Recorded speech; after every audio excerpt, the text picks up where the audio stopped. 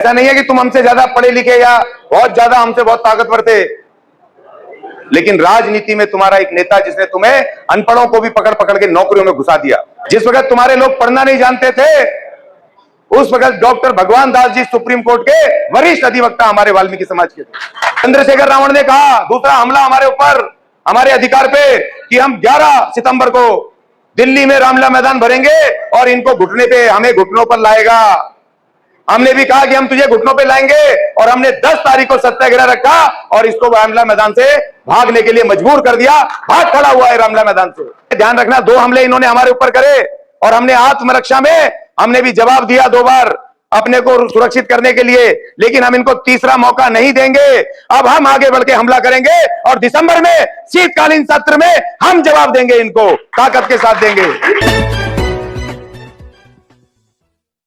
आरक्षण के वर्गीकरण की लड़ाई को लड़ने के लिए हमने जिनको नेतृत्व सौंपा है, जिनकी अध्यक्षता में हम दिल्ली में और पूरे देश में इस लड़ाई को लड़ रहे हैं और आगे और तेजी से लड़ेंगे, वो माननीय ब्रह्म प्रकाश जी हमारे वैज्ञानिक हैं,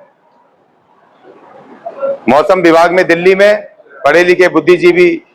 तो हमें ऐसे लीडर की जरूरत है जो आगे आकर के मजबूती से नेतृत्व करे। और ये उनके ऊपर तमाचा भी होगा जो लोग कह रहे हैं कि भाई हम तो अभी भी गटरी साफ कर रहे हैं, अनपढ़ हैं।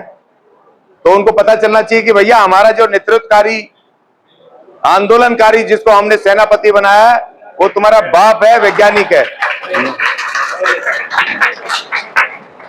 बाकी बातें तो बहुत सारी आप लोग समझ चुके। 1 अगस्त से लेकर आज तक वर्गीकरण आरक्षण में हमारी हिस्सेदारी, जो पिछले 40-50 वर्षों से हमारे बुजुर्गों ने लड़ाई शुरू की पंजाब से अपने हिस्सेदारी की, और आज 2024 में जब हमें वो मिल गया,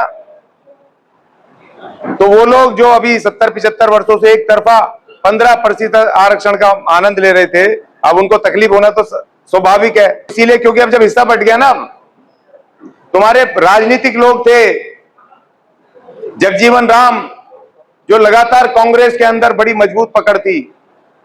ऐसा नहीं है कि तुम हमसे ज्यादा पढ़े लिखे या बहुत ज्यादा हमसे बहुत ताकतवर थे, लेकिन राजनीति में तुम्हारा एक नेता जिसने तुम्हें अनपढ़ों को भी पकड़ पकड़ के नौकरियों में घुसा दिया।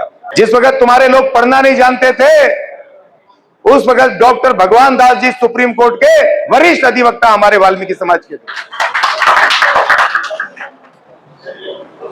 और हमारे वैज्ञानिक साहब, ये भी 1970 के वैज्ञानिक बने हुए, आजकल के नहीं है।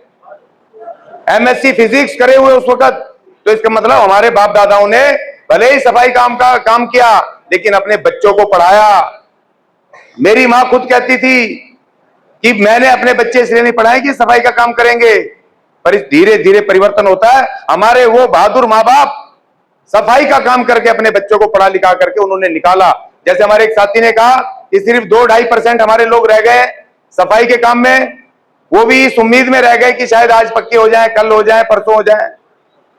20-20 साल से काम कर रहे हैं, इसलिए वो कच्चे रह गए, लेकिन उन्होंने भी अपने बच्चे पढ़ाए।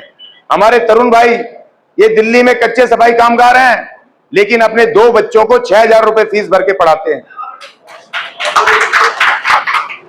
ये मैं आपको इसलिए बता रहा हूं कि कोई माँ बाप नहीं चाहता कि उसके बच्चे सफाई का काम करें, गंदे पेशे करें। कोई चाहता है क्या? बताओ मुझे। हमने पूरी कोशिश की कि भाई हम आगे बढ़े, लेकिन क्योंकि तुम्हारे लगातार राजनीतिक ताकत तुम्हारे हाथ में रही और तुम लोगों ने अपने लोग घुसा दिए और हमें मौका नहीं मिलने दिया।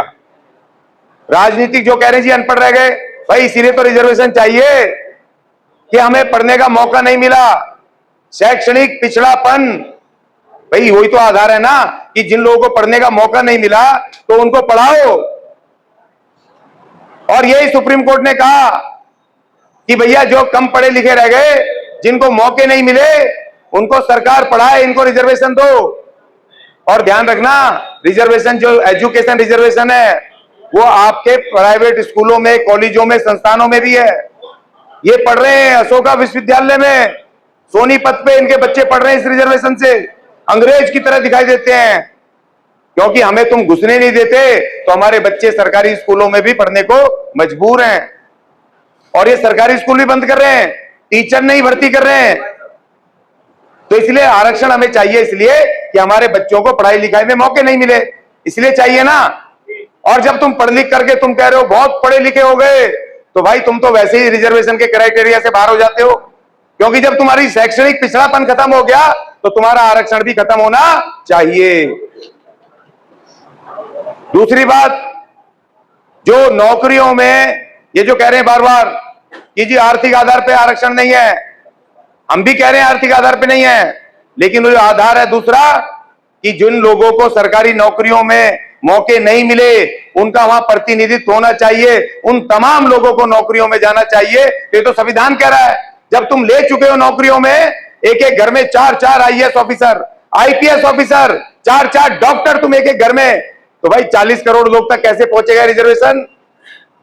जब तुम परिवार के परिवार लेते रहोगे तो भाई साहब ये कैसे पहुंचेगा पूरे समाज में?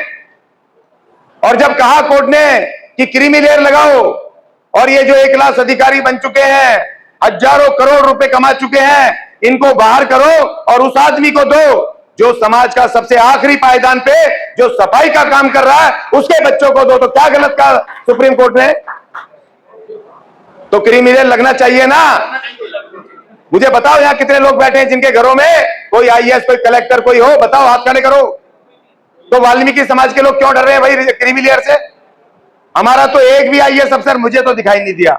इक्का दुक्का कोई होगा तो भी छुपा बैठा होगा, समाज छोड़ के भाग गया भैया। तो हम उसकी लड़ाई लड़ने थोड़ी आए, हम तो उसकी लड़ाई लड़ने आए जो हमारे सामने हमारे बैठा है, खड़ा है, और हमारे कंधे से कंधे मिला करके सुप्रीम कोर्ट के ऑर्डर को लेने के लिए डट के खड़ा है। हम उसके लिए लड़ेंगे ना। और अब बस मैं थोड़ी सी बात ये कहूंगा, ज्यादा नहीं, क्योंकि बहुत सारी बातें हो चुकी हैं और हमारे वैज्ञानिक साहब धर्म प्रकाश जी बताएंगे। मैं सिर्फ आपको कह रहा हूं जो हमारे जय भगवान जी ने कहा, देखो इनको हमने हरा दिया 2 बार। 1 तारीख को इन्होंने कहा बड़े अहंकार में 21 तारीख को भारत बंद, तो हमने भी 20 तारीख को जंतर मंतर पे हमने भी कहा कि हम भी तुम्हारे इसको विफल करेंगे, और जंतर मंतर पे 20 अगस्त को बैठे और इनकी हवा निकल गई, 21 तारीख को फेल हो गए। चंद्रशेखर रावण ने कहा दूसरा हमला हमारे ऊपर, हमारे अधिकार पे, कि हम 11 सितंबर को दिल्ली में रामलीला मैदान भरेंगे और इनको घुटने पे, हमें घुटनों पर लाएगा। हमने भी कहा कि हम तुझे घुटनों पे लाएंगे, और हमने 10 तारीख को सत्याग्रह रखा और इसको रामलीला मैदान से भागने के लिए मजबूर कर दिया। भाग खड़ा हुआ है रामलीला मैदान से, इसके घुटने हमने टिकवाए। लेकिन एक बात ध्यान रखना, जो जय भगवान जी ने कहा कि अब ये जो होता है ना, हारा हुआ आदमी अंदर से बड़ा तड़पता है, ऊपर से इनके पास मुख्यमंत्री पुराने, पूर्व सांसद 100, पूरा मीडिया, पैसा खूब, धनाढ्य, पॉलिटिकली राजनीतिक रूप से ताकतवर। अब इनको लग रहा है यार ये तो जो कमजोर लोग थे हम इनसे हार गए, तो ये अब अंदर खाते, जो जय भगवान जी ने कहा जो शीतकालीन सत्र आ रहा है, ये उसमें कुछ ना कुछ गड़बड़ करेंगे अंदर खाते, क्योंकि मायावती बीजेपी की बी टीम है, चंद्रशेखर रावण को सांसद बीजेपी ने बनाया है, तो ये बीजेपी के ही लोग हैं। ध्यान रखना दोस्तों, हमारे जो यहाँ लोग बीजेपी के हैं वो इस गलत फहमी मत रहना, ये अंदर खाते, ये रणनीतियां होती हैं, बीजेपी इनसे भी फायदा लेती है। तो ये मत सोचना कि हमारी बात सुनेगी, वो इनकी भी सुन सकती है। इसलिए ध्यान रखना, 2 हमले इन्होंने हमारे ऊपर करे और हमने आत्मरक्षा में हमने भी जवाब दिया 2 बार अपने को सुरक्षित करने के लिए, लेकिन हम इनको तीसरा मौका नहीं देंगे। अब हम आगे बढ़ के हमला करेंगे और दिसंबर में शीतकालीन सत्र में हम जवाब देंगे, इनको ताकत के साथ देंगे। तो मेरे नौजवान क्रांतिकारियों यहां बैठे हैं, हमारे तमाम नौजवान हैं जो 4 बजे से बैठे हैं यहां पर पूरे, आप लोग किससे कम नहीं हो, हमारी माताएं बहनें बैठी हैं। मैं सिर्फ एक ऐलान करने आया हूं आपके सामने, ये अपील भी है कि तैयारी कर लो, कमर कस लो, दिसंबर में शीतकालीन सत्र शुरू होगा, तो पहले ही दिन, संसद के पहले ही दिन हमने इनको जवाब देना है। अब इनके ऊपर हमला हमने करना है सीधे तौर पर।